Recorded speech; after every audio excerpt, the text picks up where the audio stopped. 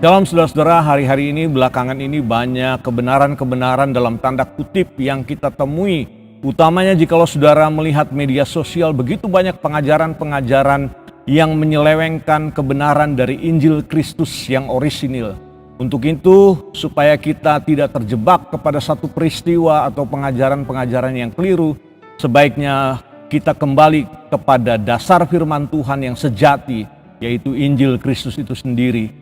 Untuk itu mari sama-sama kita membaca dan merenungkan firman Tuhan hari ini yang terambil dalam surat Galatia pasalnya yang pertama. Surat Galatia pasalnya yang pertama ayatnya yang ke-6 hingga ke-10 dikatakan demikian.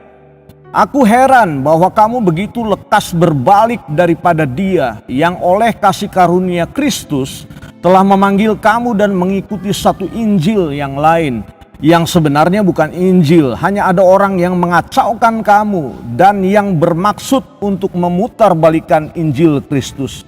Tetapi sekalipun kami atau seorang malaikat dari sorga yang memberitakan kepada kamu satu Injil yang berbeda dengan Injil yang telah kami beritakan kepadamu, terkutuklah dia. Seperti yang telah kami katakan dahulu, sekarang kukatakan sekali lagi, jikalau ada orang yang memberitakan kepadamu suatu Injil yang lain yang berbeda dengan apa yang telah kamu terima, terkutuklah dia. Jadi bagaimanakah sekarang? Adakah ku cari kesukaan manusia atau kesukaan Allah? Adakah ku coba berkenan kepada manusia? Sekiranya aku masih mau mencoba berkenan kepada manusia, maka aku bukanlah hamba Kristus. Dengan jelas dari pembacaan firman Tuhan pada hari ini, Paulus memberikan satu teguran kepada jemaat yang ada di Galatia pada waktu itu. Tetapi pemberitaan ini masih relevan sampai hari ini karena penyesatan itu selalu berulang-ulang dari abad ke abad sehingga orang diselewengkan kebenaran yang sejati dari Injil yang pernah kita terima dari Yesus Kristus kepada Injil yang lain. Apa perbedaan antara Injil yang lain dengan Injil Yesus Kristus? Yesus Kristus memberitakan sebuah komposisi yang berimbang antara penderitaan, antara salib dan kemenangan.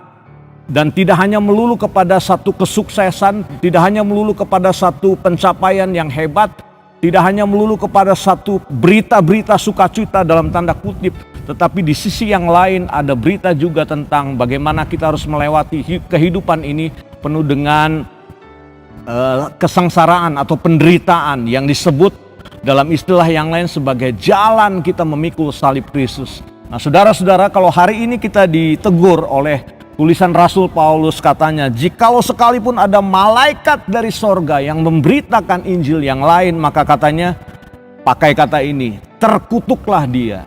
Jadi hati-hati, malaikat pun atau dari kelompok kuasa kegelapan, setan, iblis pun bisa menyamar seperti malaikat terang. Jangan terkecoh dengan ilham roh dalam tanda kutip.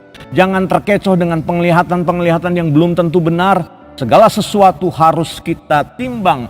Segala sesuatu harus kita saring dengan apa kata Injil Kristus terhadap kebenaran-kebenaran tersebut. Maka pastikan jikalau kita membaca kebenaran firman Tuhan secara benar, baca dengan sungguh-sungguh, maka saya percaya itu akan memberi kepada kita pencerahan dalam kehidupan kita sehingga kita tidak beralih kepada Injil yang lain. Kiranya firman Tuhan ini menjadi berkat bagi saudara sekalian dan menjadi penopang dalam hidup kita. Pastikan setiap hari kita bukan hanya mendengar program Gema, tetapi biasakan untuk membaca dan merenungkan firman Tuhan supaya kita tidak tersesat mengikuti Injil yang lain, tetapi kepada Injil Kerajaan Allah, Injil tentang Yesus Kristus, dan Injil yang memerdekakan kita. Mari kita datang pada Tuhan. Kami bersyukur hari ini Engkau memperingatkan kami Tuhan untuk kami tidak boleh berpaling kepada Injil yang lain. Sekalipun katanya ada malaikat dari sorga yang turun memberitakan Injil yang lain, tetapi kami harus berkata dan pastikan bahwa itu adalah satu kepalsuan yang tidak berasal daripada Engkau sendiri Bapa. Ajar kami untuk hidup dalam kebenaran-Mu, biarkan kebenaran-Mu memerdekakan kami, dan kami hidup oleh karena Tuhan yang hidup di dalam kami, tinggal di dalam kami, berbicara dalam hati kami lewat Roh-Mu yang kudus.